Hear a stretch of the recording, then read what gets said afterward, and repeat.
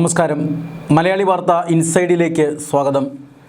മുൻ മുഖ്യമന്ത്രി പിണറായി വിജയന്റെ വസതിയിൽ റെയ്ഡ് നടത്തി പുറത്തേക്കിറങ്ങിയ ഉദ്യോഗസ്ഥരെ ആക്രമിച്ച കേസിൽ കേരള പോലീസിനെതിരെ അല്ലെങ്കിൽ കേരള പോലീസിനെ മുൾമുനയിലാക്കുന്ന നീക്കങ്ങളുമായി രംഗത്ത് വരികയാണ് ഇ.ഡി. കഴിഞ്ഞ ദിവസമാണ് ഈ 9ാം പ്രതിയുടെ ജാമ്യം, കേസിലെ 9ാം പ്രതിക്ക് ജാമ്യം ലഭിച്ചിരുന്നു. ഈ ജാമ്യം റദ്ദാക്കണം എന്നാവശ്യപ്പെട്ടുകൊണ്ട് ഇ.ഡി. ഹൈക്കോടതിയിൽ ഹർജി നൽകിയത്. ജാമ്യം റദ്ദാക്കാനായി അന്വേഷണ സംഘം, അതായത് സർക്കാർ ഹർജി നൽകുന്നതിന് മുന്നെയാണ് അല്ലെങ്കിൽ അതിനും വളരെ നേരത്തെയാണ് ഇ.ഡി. ഹൈക്കോടതിയെ സമീപിച്ചിരിക്കുന്നത്. മാത്രമല്ല, ഈ കേസിൽ കക്ഷി ചേരാനും ഇ.ഡി. കോടതിയിൽ അപേക്ഷ നൽകിയിട്ടുണ്ട്. അതുകൊണ്ട് തന്നെ കേരള പോലീസിനെ സംബന്ധിച്ചിടത്തോളം ഇത് വലിയ ഒരു പ്രതിസന്ധിയിലേക്ക് കാര്യങ്ങൾ പോവുകയാണ്. അതായത് ഈ കേസിൽ 9ാം പ്രതിക്ക് ഒരു കാരണവശാലും ജാമ്യം ലഭിക്കാൻ പാടുള്ളതല്ല. എന്നാൽ ആ പ്രതിക്ക് ജാമ്യം ലഭിച്ചിരിക്കുന്നു. ഈ കേസിലെ മറ്റു പ്രതികളും ജാമ്യാപേക്ഷ നൽകിയിരുന്നത് നമ്മൾ ഓർക്കണം. ആ ജാമ്യാപേക്ഷയിൽ കോടതി പറഞ്ഞ കാര്യങ്ങളും നമ്മൾ ഓർക്കണം. അതായത് ഇത് ഗുരുതരമായ ഒരു കുറ്റകൃത്യമാണ്. കേന്ദ്ര ഏജൻസി അവരുടെ കടമ നിർവഹിക്കുമ്പോഴാണ് അവർക്ക് നേരെ ശാരീരികമായ ആക്രമണം ഉണ്ടായിരിക്കുന്നത്. വധശ്രമത്തിന് സമാനമായ ആക്രമണമാണ് ഉണ്ടായിരിക്കുന്നത്. ഇത് രാജ്യത്തിനു നേരെ നടന്ന ആക്രമണമാണ്. അതുകൊണ്ട് തന്നെ കുറ്റവാളികൾക്ക് ഒരു കാരണവശാലും ജാമ്യം നൽകാൻ കഴിയില്ല. ജാമ്യം നൽകിയാൽ അത് അക്രമത്തെ പ്രോത്സാഹിപ്പിക്കുന്നത് പോലെയാകും എന്ന ഒരു വിലയിരുത്തലാണ് തിരുവനന്തപുരത്തെ ഫസ്റ്റ് ക്ലാസ് ജുഡീഷ്യൽ മജിസ്ട്രേറ്റ് കോടതി നൽകിയത്. കോടതിയുടെ ഈ ഒരു നിരീക്ഷണം പിന്നീട് കേസിൻ്റെ സ്വഭാവത്തെ തന്നെ മാറ്റിമറിച്ചിരുന്നു. ഈ കേസിൻ്റെ ഗുരുതരാവസ്ഥ കമ്മ്യൂണിസ്റ്റ് പാർട്ടിക്കും അറസ്റ്റിലായ സഖാക്കൾക്കും കേരള പോലീസിനും സർക്കാരിനുമൊക്കെ ബോധ്യപ്പെടുത്തി കൊടുത്ത ഒരു നിരീക്ഷണമായിരുന്നു അത്. അതുകൊണ്ട് തന്നെ പിന്നീട് അന്വേഷണ സംഘത്തിൽ പോലും മാറ്റം വന്നു. പ്രത്യേക അന്വേഷണ സംഘത്തെ കേസ് ഏൽപ്പിക്കുന്നു. ഇ.ഡിക്ക് ഈ കേസിൻ്റെ അന്വേഷണത്തിൽ ആദ്യഘട്ടത്തിൽ യാതൊരു തൃപ്തിയും ഉണ്ടായിരുന്നില്ല. അത് ഇ.ഡി. കത്ത് മുഖേന കേരള പോലീസിനെ അറിയിക്കുകയും ചെയ്തിരുന്നു. അതിനുശേഷമാണ് പ്രത്യേക അന്വേഷണ സംഘത്തിന് ഈ കേസ് ഏൽപ്പിച്ചത്. അതായത് ഇത് വെറുമൊരു ആക്രമണമല്ല, അണികൾ ആവേശം കൂടി ഇങ്ങനെയൊരു ആക്രമണം നടത്തിയതല്ല, മറിച്ച് ഇതിനു പിന്നിൽ വലിയ ഗൂഢാലോചനയുണ്ട്. ഉന്നത CPM നേതാക്കൾ ഈ ഗൂഢാലോചനയിൽ പങ്കെടുത്തിട്ടുണ്ട്. ഇ.ഡി. ഉദ്യോഗസ്ഥരെയും കേന്ദ്രസേനാ ഉദ്യോഗസ്ഥരെയും ആക്രമിക്കാൻ ആ ഗൂഢാലോചനയാണ് കാരണമായത്. അതുകൊണ്ട് തന്നെ കേവലം 26 പ്രവർത്തകരെ മാത്രം പിടിച്ച് ജയിലിലിട്ടാൽ പോരാ, ഇതിന് നേതൃത്വം നൽകിയ നേതാക്കന്മാരും അന്വേഷണത്തിൻ്റെ പരിധിയിൽ വരണം എന്നാണ് അന്ന് ഇ.ഡി. പറഞ്ഞത്. അതിൻ്റെ ഭാഗമായിട്ടാണ് പ്രത്യേക അന്വേഷണ സംഘം ജയിലിൽ കിടക്കുന്ന പ്രതികളെ ചോദ്യം ചെയ്യുന്നതും അതോടൊപ്പം തന്നെ അവരുടെ ഫോൺ രേഖകൾ പരിശോധിച്ചതും. കേസിൻ്റെ ഓരോ നീക്കത്തിലും ഇ.ഡി. പിന്നാലെയുണ്ട്. കേന്ദ്ര ആഭ്യന്തര മന്ത്രാലയത്തിൻ്റെ നിർദ്ദേശപ്രകാരം ചില രഹസ്യാന്വേഷണ ഏജൻസികളും ഈ കേസിൽ ഇടപെടുന്നുണ്ട്. അതുകൊണ്ട് തന്നെ പോലീസിന് ഇടം വലം തിരിയാൻ കഴിയാത്ത ഒരു സാഹചര്യമുണ്ട്. ആ അവസ്ഥയിലാണ് 9ാം പ്രതി നിസ്സാരമായി ഇറങ്ങിപ്പോകുന്നത്, ജാമ്യം ലഭിച്ച് ഇറങ്ങിപ്പോകുന്നത്. ഇതിനു പിന്നിൽ വ്യക്തമായ ഗൂഢാലോചനയുണ്ട് എന്ന് പോലീസും ഇ.ഡിയും ഒരുപോലെ തന്നെ വിലയിരുത്തുന്നുണ്ട്. അതായത് പബ്ലിക് പ്രോസിക്യൂട്ടർ ഈ പറയുന്ന പ്രതിയുമായി ഒത്തുകളിച്ചു.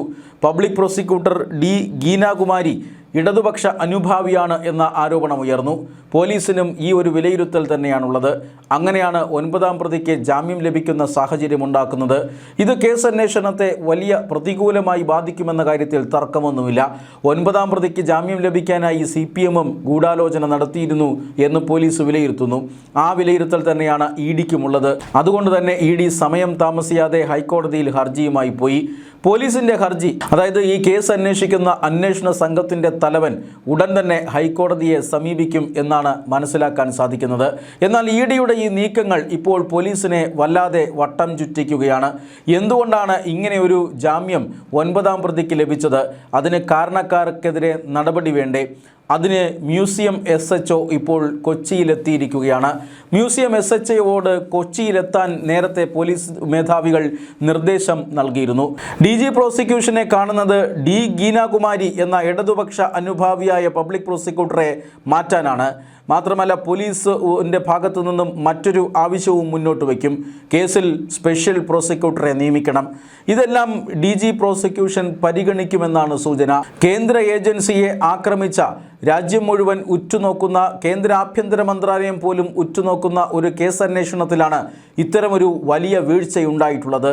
അതായത് ഈ കേസിൽ നേരത്തെ തന്നെ പ്രോസിക്യൂട്ടർമാർ ചതിക്കുമെന്ന ഒരു സൂചന നേരത്തെ തന്നെ പലരും നൽകിയിരുന്നതാണ്. അതായത് ഈ പബ്ലിക് പ്രോസിക്യൂട്ടർമാർ മിക്കവാറും പേരും ഇടത് സർക്കാർ നിയമിച്ച ഉദ്യോഗസ്ഥരാണ്. ഇവരെ ആരെയും ഇതുവരെ മാറ്റാൻ സാധിച്ചിട്ടില്ല. ഭാഗികമായി മാത്രമേ ഈ രംഗത്ത് മാറ്റം നടന്നിട്ടുള്ളൂ. അതുകൊണ്ട് തന്നെ ഈ പല കേസുകളിലും പ്രോസിക്യൂട്ടർമാർ വി.ഡി. സതീശൻ സർക്കാരിനെ ചതിക്കുന്നുണ്ട്. അങ്ങനെ ഒരു ചതിവാണ് ഈ കേസിലും പറ്റിയിരിക്കുന്നത്. യഥാർത്ഥ പ്രതികളായിട്ടുള്ള 26 പാർട്ടി പ്രവർത്തകർ, CPM പ്രവർത്തകർ ജയിലിലാണ്. അവർക്കാർക്കും ജാമ്യം ലഭിക്കുന്നില്ല. ഈ സാഹചര്യത്തിലാണ് 9ാം പ്രതിക്ക് ജാമ്യം ലഭിച്ചത്. 9ാം പ്രതിയുമായി ഇടതുപക്ഷ അനുഭാവിയായ പ്രോസിക്യൂട്ടർ ഡി ഗീനാകുമാരി ഒത്തുകളിച്ചിട്ടാണ് ഇങ്ങനെയൊരു ജാമ്യം അയാൾക്ക് ലഭിച്ചത്.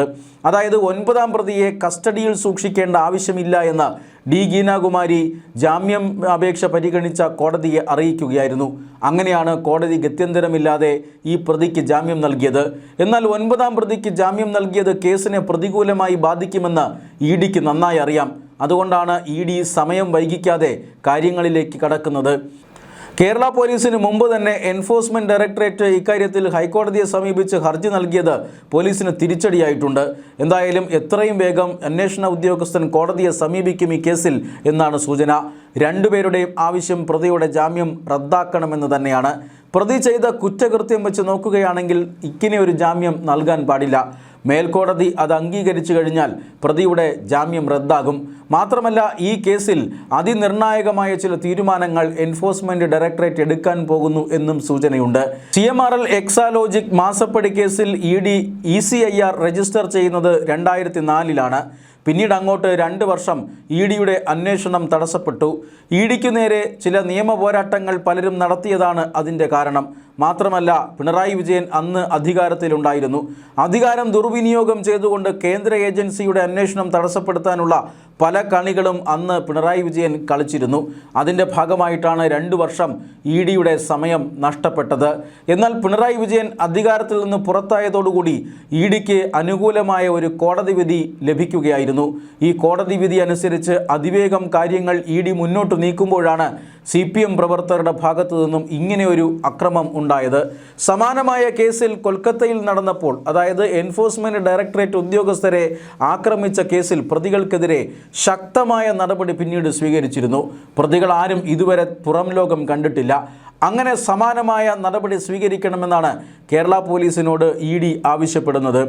ബംഗാളിൽ പക്ഷേ അവിടെ കേന്ദ്ര ഏജൻസികളുടെ അന്വേഷണം ഇഡി ആവശ്യപ്പെട്ടു. കേരളത്തിലും സമാനമായ രീതിയിൽ കേന്ദ്ര ഏജൻസികളുടെ അന്വേഷണം കോടതിയിൽ ഇഡി ആവശ്യപ്പെടാനാണ് സാധ്യത. അതിനാണ് ഹർജിയുമായി കോടതിയിൽ ഇഡി ഇപ്പോൾ എത്തിയിരിക്കുന്നത്. അതായത് കേരള പോലീസ് രാഷ്ട്രീയമായി ഒത്തുകളിക്കുമെന്ന സൂചനയുണ്ട്. കേരള പോലീസിലെ മുതിർന്ന ഉദ്യോഗസ്ഥരെല്ലാം ഇടതുപക്ഷ അനുഭാവി സംഘടനകളുടെ ഭാഗമാണ്. മാത്രമല്ല പ്രോസിക്യൂട്ടർമാരും ഇപ്പോൾ ഇടതുപക്ഷ അനുഭാവികളാണ്. കേസ് ഇങ്ങനെ അട്ടിമറിക്കപ്പെടുകയാണ്. പ്രതികൾ കോടതിയിൽ നിന്നും ഊരിപ്പോകുന്ന ഒരു സാഹചര്യമുണ്ട്. അതുകൊണ്ട് തന്നെ കേസ് അന്വേഷണത്തിൽ കേന്ദ്ര ഏജൻസിയുടെ ഇടപെടൽ ഉണ്ടാകണമെന്നായിരിക്കും ഇനി ഇഡി ആവശ്യപ്പെടുക. അത് കോടതി അനുവദിച്ചു കൊടുത്താൽ തീർച്ചയായും സംസ്ഥാനത്തിന് പുറത്തേക്ക് കേസ് മാറ്റപ്പെടും. ജയിലിലായിട്ടുള്ള സഖാക്കന്മാരെ തീഹാർ ജയിലിലേക്ക് മാറ്റാനുള്ള സാധ്യത ഏറും. മാത്രമല്ല അങ്ങനെ മാറിക്കഴിഞ്ഞാൽ ഈ 26 സഖാക്കന്മാരുടെ ജീവിതം അത് വഴിമുട്ടി എന്ന് തന്നെ പറയേണ്ടി വരും. കാരണം ജാമ്യം ലഭിക്കാതെ മാസങ്ങളോളം സംസ്ഥാനത്തെ പുറത്തെ ജയിലിൽ കഴിയേണ്ടി വരും. അതോടൊപ്പം തന്നെ കേസ് നടത്തിക്കാനായി പല യാത്രകളും സംസ്ഥാനത്തിന് പുറത്തേക്ക് നടത്തേണ്ടി വരും. കേന്ദ്ര ഏജൻസികൾ, അത് CBI ആയാലും NIA ആയാലും, കേസ് എവിടെ രജിസ്റ്റർ ചെയ്യുന്നുവോ അവിടേക്ക് പ്രതികളെ അങ്ങോട്ടും ഇങ്ങോട്ടും അടിക്കുന്ന ഒരു സാഹചര്യമുണ്ടാകും. അതുകൊണ്ട് തന്നെ ഈ കേസിൽ നിർണായകമായ നീക്കങ്ങൾ ഇഡി നടത്തുകയാണ്. ജയിലിൽ കിടക്കുന്ന സഖാക്കൾ ആശങ്കയിലും ആവുകയാണ്. ഏതാനും ദിവസങ്ങൾക്ക് മുമ്പാണ് CMRL എക്സാലോജിക് മാസപ്പടി കേസിൽ പിണറായി വിജയനുമായി ബന്ധപ്പെട്ട ഏതാണ്ട് 12 ഇടങ്ങളിൽ റെയ്ഡ് നടന്നത്. പിണറായി വിജയൻ്റെ തിരുവനന്തപുരത്തെ വസതി, പിണറായി വിജയൻ്റെ കണ്ണൂരിലെ വസതി, പിണറായി വിജയൻ്റെ മരുമകനും മുൻ മന്ത്രിയുമായ മുഹമ്മദ് റിയാസിൻ്റെ കുടുംബ വീട്, അതടക്കം 12 കേന്ദ്രങ്ങളിൽ റെയ്ഡ് നടന്നു. കേസിലെ പ്രധാന പ്രതി മുൻ മുഖ്യമന്ത്രി പിണറായി വിജയൻ്റെ മകൾ വീണ വിജയനാണ്. യാതൊരു സേവനവും നൽകാതെ നൽകി എന്നതാണ് കേസ്. അതായത് കള്ളപ്പണത്തിൻ്റെ പരിധിയിൽ വരുന്ന കോഴപ്പണമാണ് ഇവിടെ ലഭിച്ചിരിക്കുന്നത് എന്ന് വ്യക്തമാണ്. പിതാവ് മുഖ്യമന്ത്രിയായിരിക്കെ മകൾ ഒരു തട്ടിക്കൂട്ട് കമ്പനി ഉണ്ടാവുകയും ഇങ്ങനെ പണം പിരിക്കുകയും ചെയ്താൽ അതിൻ്റെ അർത്ഥം കോഴ എന്ന ഒറ്റ അർത്ഥം മാത്രമേ ഉള്ളൂ. അതുകൊണ്ട് തന്നെയാണ് ആദായനികുതി ഇൻ്ററിം സെറ്റിൽമെൻറ്റ് ബോർഡ് ഇത് ആദ്യം കണ്ടെത്തുകയും വിശദമായ അന്വേഷണത്തിന് നിർദ്ദേശം നൽകുകയും ചെയ്തത്. പിന്നീട് SFIO അന്വേഷണം ഇതിലുണ്ടാകുന്നു. SFIO വളരെ കാര്യക്ഷമമായ അന്വേഷണം നടത്തുകയും ആ അന്വേഷണ റിപ്പോർട്ട് പുറത്തുവിടുകയും ഒക്കെ ചെയ്തിട്ടുണ്ട്. മാത്രമല്ല ഈ SFIയുടെ അന്വേഷണ റിപ്പോർട്ട് അനുസരിച്ച് അതിൽ കള്ളപ്പണത്തിൻ്റെ സ്വാധീനമുണ്ട്. ആ കള്ളപ്പണവുമായി ബന്ധപ്പെട്ട കാര്യങ്ങളിൽ അന്വേഷണം നടത്തേണ്ടത് ED ആണ്. അങ്ങനെയാണ് ED ഈ അന്വേഷണത്തിനെത്തിയത്. പക്ഷേ ED അന്വേഷണത്തെ പ്രതിഭാഗം ശക്തിയുക്തം കോടതികളിൽ എതിർക്കുകയായിരുന്നു. 2 കേന്ദ്ര ഏജൻസികൾ അന്വേഷിച്ച ഒരു കേസ് വീണ്ടും മറ്റൊരു കേന്ദ്ര ഏജൻസി അന്വേഷിക്കുന്നത് എന്തിനാണ്? അങ്ങനെ EDക്ക് അന്വേഷിക്കാൻ സാധിക്കുമോ എന്ന ചോദ്യമാണ് അവർ ഉയർത്തിയത്. ദീർഘനാളത്തെ വാദത്തിന് ശേഷമാണ് EDക്ക് കേസന്വേഷണവുമായി മുന്നോട്ട് പോകാമെന്ന വിധി കേരളത്തിലെ കോടതികൾ നൽകിയത്. അങ്ങനെയാണ് ED ഈ കേസന്വേഷണവുമായി മുന്നോട്ട് പോയത്.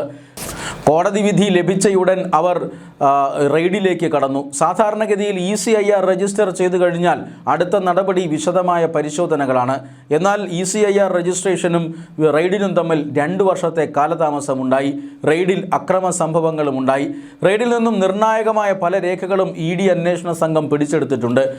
കൂടാതെ വീണ വിജയൻ്റെ മൊബൈൽ ഫോൺ അടക്കമുള്ള ഡിജിറ്റൽ ഗാഡ്ജറ്റുകളും പിടിച്ചെടുത്തു. ഇതിൻ്റെ ഫോറൻസിക് പരിശോധനാ റിപ്പോർട്ട് EDക്ക് ലഭിച്ചിട്ടുണ്ട്. കൂടാതെ SFIO അന്വേഷണ റിപ്പോർട്ടിൻ്റെ ഭാഗമായിട്ടുള്ള 134ലധികം രേഖകൾ ഇപ്പോൾ EDക്ക് കൈമാറി കഴിഞ്ഞിരിക്കുന്നു. ആ രേഖകൾ ED വിലയിരുത്തി വരികയാണ്. മാത്രമല്ല ഈ ഒരു റെയ്ഡിന് തൊട്ടു പിന്നാലെ ചോദ്യം ചെയ്യലിലേക്ക് ED കടക്കുകയായിരുന്നു. ഈ മാസം 12-ാം തീയതി വീണ വിജയനെ ചോദ്യം ചെയ്യാൻ വിളിപ്പിച്ചു. ആരോഗ്യപരമായ കാരണങ്ങൾ ചൂണ്ടിക്കാട്ടി 2 ആഴ്ച സമയം വേണമെന്ന് വീണ വിജയൻ EDയോട് അഭ്യർത്ഥിച്ചു. പക്ഷേ ED അതനുവദിച്ചില്ല. 5 ദിവസത്തിനകം ഹാജരാകണമെന്ന് വീണ്ടും വീണ വിജയന് സമൻസ് അയച്ചു. രണ്ടാമത്തെ ചോദ്യം ചെയ്യൽ ഈ മാസം 17-ന് നടന്നിരുന്നു. ആ ചോദ്യം ചെയ്യലിൽ ചില വൈരുദ്ധ്യങ്ങൾ ഉണ്ടായിരുന്നു. വീണ പറഞ്ഞ ഉത്തരങ്ങളിൽ അവ്യക്തമായ കാര്യങ്ങളുണ്ടായിരുന്നു. അതുകൊണ്ട് തന്നെ 29-ന് വീണ്ടും ചോദ്യം ചെയ്യാൻ വിളിപ്പിച്ചു. പക്ഷേ അതിന് മുമ്പ് തന്നെ 25-ന് തന്നെ വീണ ഹാജരായി മൊഴി നൽകി. എന്തായാലും വീണ്ടും ചോദ്യം ചെയ്യാൻ വിളിപ്പിച്ചേക്കും വീണയെ എന്ന ഒരു സംശയം ഇപ്പോഴുണ്ട്. കാരണം വീണ വിജയൻ ഇതുവരെ തൃപ്തികരമായ ഉത്തരങ്ങൾ EDക്ക് നൽകിയിട്ടില്ല. അതോടൊപ്പം തന്നെ മറ്റ് ഉദ്യോഗസ്ഥരെ CMRL ഉദ്യോഗസ്ഥരെയൊക്കെ ചോദ്യം ചെയ്തു വരികയാണ്.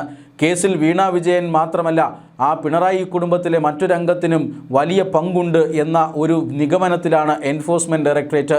അതുകൊണ്ട് തന്നെ പിണറായി വിജയൻ സർക്കാരിൻ്റെ ചില ഇടപാടുകൾ ഇപ്പോൾ ED പരിശോധിച്ചു വരികയാണ്. ഒന്നാം പിണറായി വിജയൻ സർക്കാരും CMRLുമായി നടത്തിയ ഇടപാടുകൾ എന്തൊക്കെയാണ് എന്നാണ് ED ഇപ്പോൾ അന്വേഷിക്കുന്നത്. ഇത് കോഴപ്പണമാണ് എന്ന് വ്യക്തമായി കഴിഞ്ഞിരിക്കുന്നു EDക്ക്. ഈ കോഴപ്പണം എവിടെ നിക്ഷേപിച്ചിരിക്കുന്നു എന്നാണ് ഇനി EDക്ക് അറിയേണ്ടത്. മാത്രമല്ല ഈ കോഴയ്ക്ക് പകരമായി എന്താണ് സർക്കാർ CMRL കമ്പനിക്ക് നൽകിയത്, ഇതും ED ഇപ്പോൾ അന്വേഷിക്കുന്നുണ്ട്. ഈ 2 ഉത്തരവും ലഭിച്ചു കഴിഞ്ഞാൽ കേസന്വേഷണം പൂർത്തിയാകും. മാത്രമല്ല ഇതൊരു പ്രൊസീഡ്സ് ഓഫ് ക്രൈം, അതായത് ഈ 2.78 കോടി രൂപ കുറ്റകൃത്യത്തിലൂടെ സമ്പാദിച്ചതാണ് എന്നുള്ളതുകൊണ്ട് തന്നെ അതിന് സമാനമായ സ്വത്തുവകകൾ വീണയുടെ സ്വത്തുവകകൾ കണ്ടെത്താനും ED ശ്രമിച്ചേക്കും. സ്വത്തുവകകൾ കണ്ടുകെട്ടി ഉടൻ തന്നെ കേസ് അവസാനിപ്പിക്കാനാണ് ഇപ്പോൾ EDയുടെ ശ്രമം. അതിവേഗതയിൽ ED മുന്നോട്ട് നീങ്ങുകയാണ്. ആ സാഹചര്യത്തിലാണ് EDയെ ആക്രമിച്ച കേസിൽ ഇടതുപക്ഷവും അതുപോലെ തന്നെ പബ്ലിക് പ്രോസിക്യൂട്ടറും ഒത്തുചേർന്നുകൊണ്ട് ഇവിടെ ഒരു പ്രതിക്ക് ജാമ്യം ലഭിക്കുന്ന സാഹചര്യം ഉണ്ടാക്കിയത്. അതിനെതിരെ ED ശക്തമായ നിലപാടെടുക്കുകയാണ്. കേരള പോലീസ് അങ്ങോട്ടും ഇങ്ങോട്ടും ഓടുന്നു. അതായത് മ്യൂസിയം SHO തിരുവനന്തപുരത്ത് നിന്നും കൊച്ചിയിലെത്തിയിരിക്കുന്നത് അടിയന്തരമായി DG പ്രോസിക്യൂഷനെ കണ്ട് ഗീനാകുമാരിയെ തലസ്ഥാനത്ത് നിന്നും മാറ്റാനാണ്. എന്തായാലും വലിയ അഴിച്ചുമണി കേസിലുണ്ടാകുമെന്ന് ഉറപ്പാണ്. കാരണം ഹൈക്കോടതിയിലെത്തിയാൽ ഹൈക്കോടതി പ്രതികൂലമായ ചില നിരീക്ഷണങ്ങൾ നടത്തിക്കഴിഞ്ഞാൽ സർക്കാരിന് അത് ക്ഷീണമാകും.